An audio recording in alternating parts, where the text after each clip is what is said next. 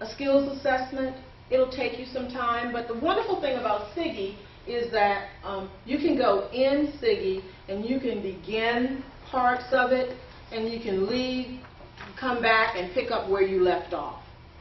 So there are a lot of twists and turns in SIGI. It's connected to the Occupational Outlook Handbook. It's connected to ONET Online. And these come straight from the government. So you can search by skills. If you want to know what a lawyer does on a daily basis, you can find out the skills for that. If you have certain skills, you can put that in and search to match those skills. So SIGI is connected to that. Or also, you can go to ONET Online, or you can go to Occupational Handbook Online. There are a lot of resources out there that can give you some dialogue to help you present yourself. And then we also have the strong interest inventory. So that's another skills assessment that we use from time to time. So we go through this process because we feel that self-assessment is very important. So that's really part of step one as we go through career counseling. So you've got to know yourself even before you think. You've got to be thinking about that when you put together your profile. So in marketing yourself, you're going to create a professional profile, a resume. You're going to create a cover letter, captivating cover letter that distinguishes you from other candidates. And you can do that because you have the job description, you know who you are, and you know what you've experienced. And you can put that in a cover letter, and I'll show you how to do that. And then you create a reference page. What should be in a reference page? Well, certainly 1 or 2 faculty on campus. You spent 4 years here, you should have a relationship with 1 or 2 faculty that you trust to put on your reference page. So when you put these 3 documents together, that's going to be your professional profile. It has to be neat, it has to be aesthetically pleasing, because HR managers will look at this 8 seconds, that's all they need to decide whether they're going to read through this thing or whether they're going to put it under a pile, never to visit it again, maybe. Why should they? They have hundreds. So why should they be, fumbling through yours to find information if it's not neat and in order? So there is protocol for that. So creating a resume is the first step in self-evaluation. Okay?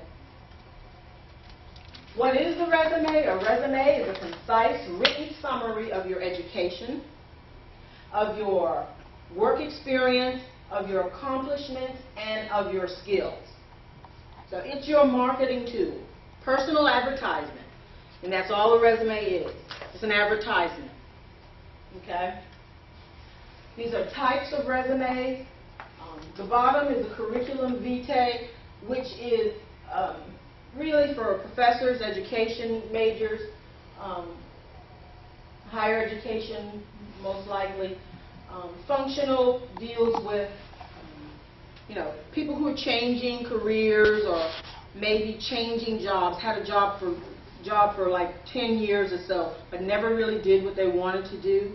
So now they're trying to incorporate some things, and they want to focus on their skills. So they list their skills first and then education at the bottom. Because if you're going to go into biology, majored in communication or vice versa, you want the thing that you're going into to stand out. So your skills at the top. But for you guys, for undergraduates, we're going to deal with chronological. Okay? And chronological is listing your present position or the job that you had last first, and then the one before that, and then the one before that. You're going to have your heading, you're going to have your objective, because it's going to tell the company what you want, and so on.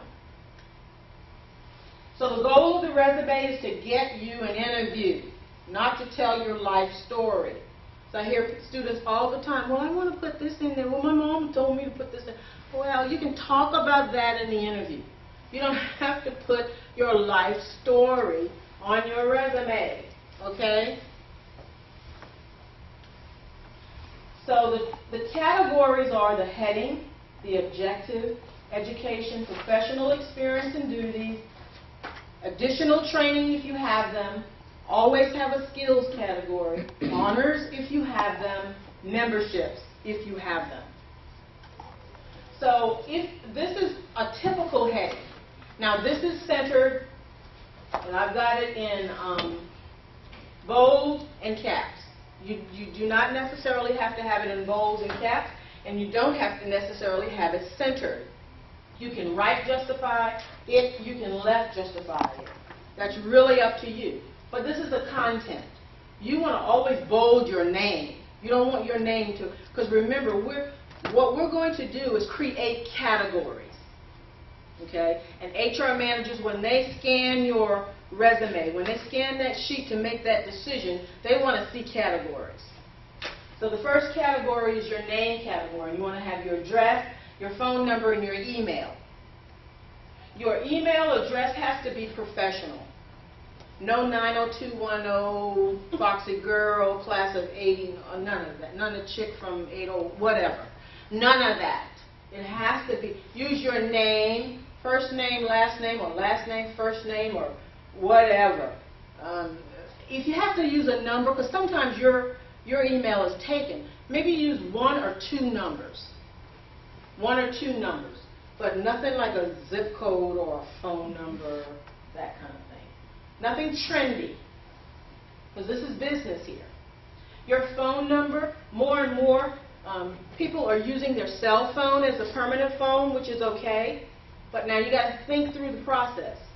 If you put it on your resume, they're going to call you. Okay? So if you're in a bowling alley, or in the club, or in the grocery store, and the phone rings, and you got that in the background, and you got to put them on hold, that might be a deal breaker. Might be a deal breaker.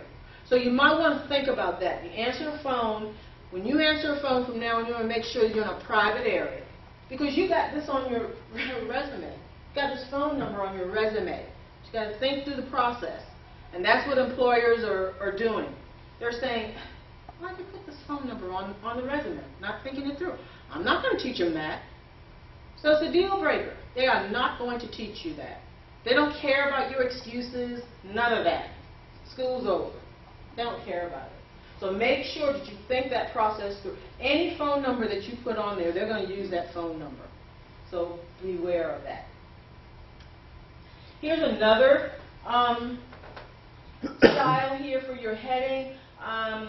Some students have a permanent address and then a present or a local or school address.